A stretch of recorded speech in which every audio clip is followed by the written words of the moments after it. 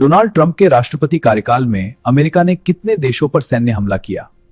क्या ये सिर्फ एक दो बड़े युद्ध थे या फिर कई देशों में कार्रवाई हुई?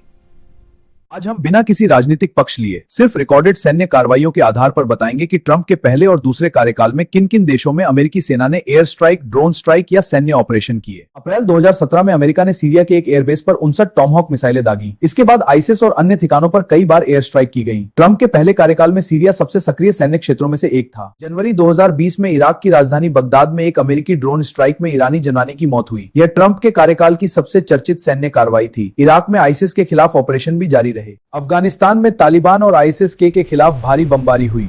2017 में अमेरिका ने मदर ऑफ ऑल बॉम्ब्स नाम का सबसे बड़ा गैर परमाणु बम गिराया। यमन में अलकायदा के ठिकानों पर ड्रोन स्ट्राइक की गई।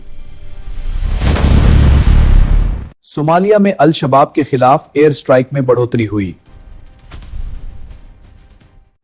कुछ सीमित या गुप्त ड्रोन ऑपरेशन पाकिस्तान और लीबिया में भी रिपोर्ट किए गए।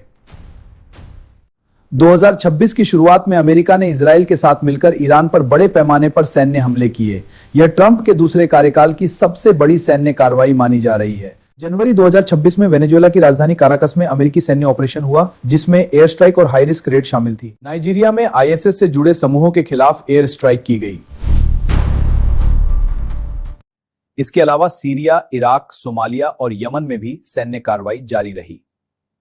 दोनों कार्यकाल मिलाकर देखें तो ट्रंप के राष्ट्रपति कार्यकाल में कम से कम 10 अलग अलग देशों में अमेरिकी सैन्य हमले हुए। कुछ देश दोनों कार्यकाल में शामिल रहे, जैसे सीरिया, इराक, यमन और सोमालिया। इनमें एयर स्ट्राइक, ड्रोन हमले और सैन्य रेड शामिल थे। ध्यान रहे, हर सैन्य कार्रवाई का मतलब पूर्ण युद्ध नहीं होता, लेकिन ये सभी सीधे सैन्य ऑपरेशन थे। आपकी इस बारे में क्या राय है, कमेंट में जरूर बताएं और ऐसे ही ग्लोबल पॉलिटिक्स ब्रेकडाउन के लिए चैनल को सब्सक्राइब करें।